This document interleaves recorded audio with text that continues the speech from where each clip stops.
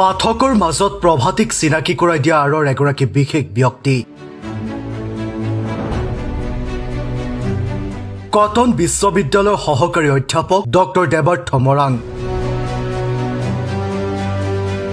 Cotton বিশ্ববিদ্যালয় alumni ভৱনত উন্মোচন কৰা হল স্মৃতি গ্ৰন্থখন। প্ৰভাতিৰ জৰিয়তে প্ৰতিফলিত কৰা হল মিচিং সমাজৰ আত্মপৰিচয় গৌৰৱময় ইতিহাস।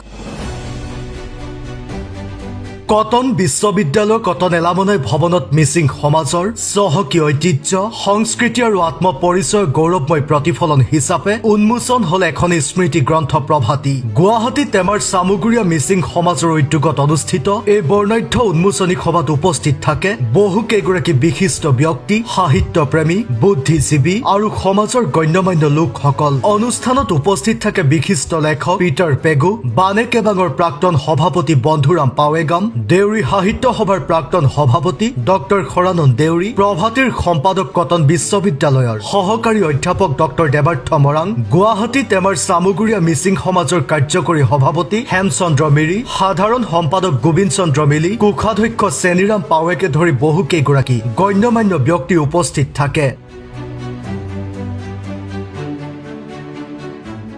সম্পাদক দেবাৰ্থ মৰাঙে উল্লেখ কৰিলে প্ৰভাতী স্মৃতি গ্ৰন্থখন প্ৰকাশৰ পৰিকল্পনা কি বিষয়বস্তুৱে বিশেষভাৱে স্থান পাইছে স্মৃতি গ্ৰন্থখনিত, মিচিং জনগোষ্ঠীয় সাংস্কৃতিক কি উপাদান ইয়াত সন্নিৱিষ্ট কৰা হৈছে, লগতে প্ৰভাতীক লৈ ভৱিষ্যত পৰিকল্পনা সন্দৰ্ভত। প্ৰভাতী গুৱাহাটী টেমাৰ চামগুৰীয়া প্ৰভাতী স্মৃতি গ্ৰন্থখনি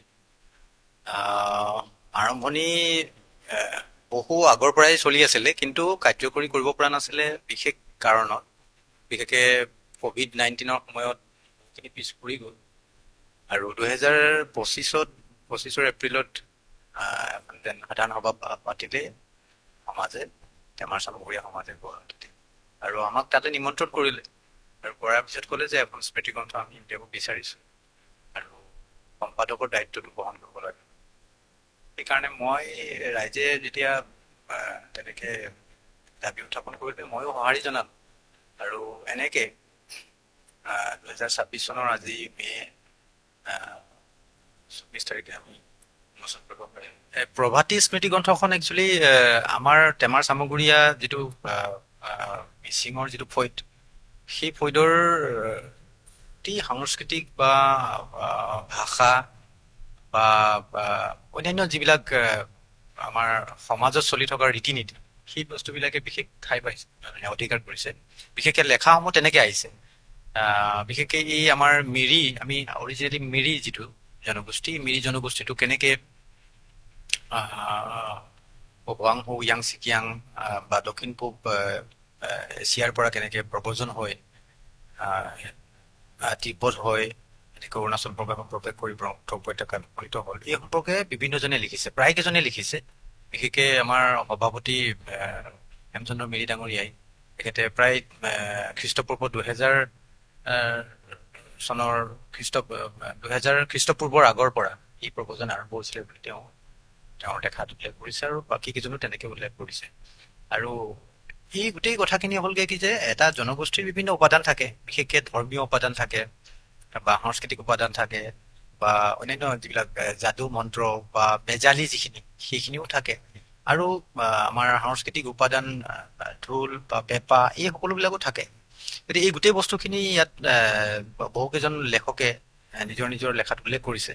বিশেষকৈ জনগোষ্ঠী এটা আগবাঢ়ি যাবৰ কাৰণে অৰ্থনৈতিক, সামাজিক, ৰাজনৈতিক বিভিন্ন দিশৰ কথা আছে, সেই দিশবিলাকৰ ওপৰতো আলোচনা কৰিছে। বিশেষকৈ ব্ৰজেন বড়ি বুলি লেখকজনে তেওঁ এই টেমাৰ চামগুৰীয়া ফৈদৰ বা বংশাল, বিহিয়া, বেবেজীয়া, এই 5টা ফৈদে অসমীয়া ভাষিক মিচিং আৰু তেওঁলোকৰ এই ৰাজনৈতিক পৰিক্ৰমাটো কেনেকুৱা হ'ব বা উপযুক্ত নেতা সৃষ্টি কৰিব পাৰিছে নে নাই, বা সৃষ্টি কৰাৰ ক্ষেত্ৰত আমি কি ধৰণে আগবাঢ়িব লৈছোঁ, প্ৰচেষ্টা লৈছোঁ, এই বিষয়ে তেওঁ আলোকপাত কৰিছে। আৰু ভৱিষ্যতে এটা সুন্দৰ পৰিৱেশ যাতে আমি আমাৰ ল'ৰা ছোৱালী, আমাৰ ভৱিষ্যত প্ৰজন্মক আমি দিব পাৰোঁ, ৰাজনৈতিকভাৱে সক্ৰিয় কৰিব পাৰোঁ, তাৰ কাৰণে তেওঁ এনেকুৱা এটা আৰ্টিকল লিখিছে। প্ৰভাতী স্মৃতি গ্ৰন্থ আচলতে স্মৃতি গ্ৰন্থ প্ৰত্যেকটো জনজাতি, জনগোষ্ঠী বা সম্প্ৰদায়ৰে এটা খুব প্ৰয়োজনীয় উপাদান। বিশেষকৈ স্মৃতি গ্ৰন্থই হওক বা অন্যান্য গ্ৰন্থই হওক, মুখপত্ৰই হওক, এই গোটেইবিলাকে এটা জাতিৰ দাপোন বুলি কয়। সাহিত্য হৈছে এটা জাতিৰ দাপোন। অসমীয়া সাহিত্যৰ দাপোন হৈছে অসমীয়া সাহিত্য, বিভিন্ন সাহিত্য বা সাহিত্যিকসকল যিসকলে সৃষ্টি কৰিছিল। গতিকে ঠিক তেনেকে এটা জনগোষ্ঠীৰ স্মৃতিগ্ৰন্থ গুৱাহাটীত আমাৰ চামগুৰীয়া প্ৰভাতী বুলি যি আমি প্ৰথম প্ৰচেষ্টাত আমি নাম দি উলিয়াইছো। আমাৰ সকলো সদস্যাই ইচ্ছা কৰে যে তেওঁলোকেও ভৱিষ্যতে এই যিটো আমাৰ প্ৰচেষ্টা, এই প্ৰচেষ্টাটো অব্যাহত থাকক সেই বুলি তেওঁলোকে মত পোষণ কৰে। আৰু মই ভাবো যে প্ৰভাতীক আমি জীয়াই ৰাখিবলৈ হ'লে আমাৰ তেনেকুৱা এটা মানসিকতা লাগিব, আৰু আমি তাৰ কাৰণে যৎপূৰ্ণ আছে আমি চেষ্টা কৰিব লাগিব, আৰ্থিকভাৱে হওক বা মানসিকভাৱে হওক বা বিদ্যায়তনিক দিশৰ ফালৰ পৰাই হওক, সকলো ফালৰ পৰা আমি জীয়াই ৰাখিবলৈ আমি চেষ্টা কৰিম। আৰু আমাৰ ভৱিষ্যত প্ৰজন্ম, যিসকল আমাৰ নতুন প্ৰজন্ম আছে, তেওঁলোকক আমি এই বিষয়ে তেওঁলোকক জনাই, তেওঁলোককো আমি আমাৰ মাজত সোমোৱাই লৈ, তেওঁলোকৰ পৰা লেখা লৈ আমি প্ৰত্যেক বছৰে নহলেও যদি আমি 2-3 বছৰৰ মূৰত যদি এখন আমি স্মৃতিগ্ৰন্থ আমি উলিয়াব পাৰো, তেতিয়াহ'লে আমি ভাবো যে আমাৰ জনগোষ্ঠীৰ এটা খুব এটা ভাল কাম হ'ব বুলি মই ভাবো। আৰু সেইটোৱে জনগোষ্ঠীটোক এটা বহুত দিনলৈ আমাৰ জীয়াই ৰাখিব, আৰু লগে লগে অসমীয়া সাহিত্যলৈ এটা মানে বৰঙণি হ'ব বুলি মই ভাবো। প্ৰভাতীৰ পৰিকল্পনাৰ পৰা পাঠক সমাজলৈ আগবঢ়াই দিয়াৰ যি সামগ্ৰিক যাত্ৰা, প্ৰভাতীৰ সম্পাদক হিচাপে অনুভৱ ব্যক্ত কৰিলে কটন বিশ্ববিদ্যালয়ৰ সহকাৰী অধ্যাপক ডক্টৰ দেৱাৰ্থ মৰাঙে। মই এতিয়া ইয়াৰ সম্পাদক হিচাপে মই যথেষ্টখিনি অভিজ্ঞতা পাইছো, যে বিশেষকে প্ৰথম অৱস্থাত মই নয়াৰ্থক দিশ কিছুমান নকওঁ বুলি ভাবিও কিন্তু ক'বলগীয়া হৈছে। এইটো কাৰণে যে প্ৰায় এবছৰ দিনৰ আগতে যেতিয়া আমি জাননী দিছিলো, তেতিয়া কিন্তু লেখা দুটা বা এটাহে আহিছিলে। তাৰপিছতে আকৌ তেনেকে বহুবাৰ জাননী দিয়াৰ পিছত কিন্তু শেষলৈ আমি বহুখিনি লেখা পাবলৈ সক্ষম হলো, আৰু আজি আমি প্ৰভাতী স্মৃতি গ্ৰন্থখন গ্ৰন্থ হিচাপে পাবলৈ সক্ষম হৈছো। কিন্তু failure is the pillar of success বুলি যিটো কয়, আমি ফেইলাৰ হ'ব নালাগিব বা নয়াৰ্থক দিশবিলাক আমি সদায় মনত ৰৈ থাকিব নালাগিব। মই ভাবিছো যে এতিয়াৰ পৰা মানুহখিনিৰ মাজত এটা সচেতনতা ভাৱ আহিছে লেখা মেলা কৰাৰ ক্ষেত্ৰত। বিশেষকে আমাৰ ইয়াত যিসকল লেখক লেখিকাই তেওঁলোকৰ লেখা দিছে, কবিতাই হওক, গল্পই হওক, আনকি ভ্ৰমণ কাহিনী আছে। নিবা লুইঙে খুব সুন্দৰ ভ্ৰমণ কাহিনী লিখিছে, ভিয়েটনাম আৰু থাইলেণ্ড ভ্ৰমণৰ ওপৰত তেওঁ স্মৃতি ৰোমন্থন কৰি লিখিছে। গতিকে বিভিন্ন ধৰণৰ বিষয়ৰ ওপৰত লিখিছে। এই যে লেখকসকলে লিখিছে, এই লেখকসকল কিন্তু প্ৰতিষ্ঠিত লেখক নহয়।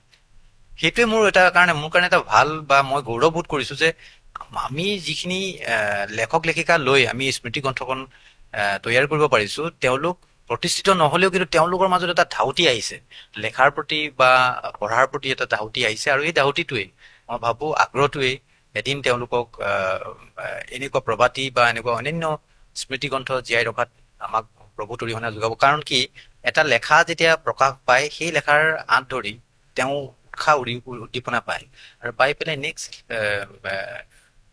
অন্যান্য আলোচনী বা তেনেকুৱা মুখপত্ৰত তেওঁলোকে লিখিবলৈ উৎসাহ উদ্দীপনা পাব।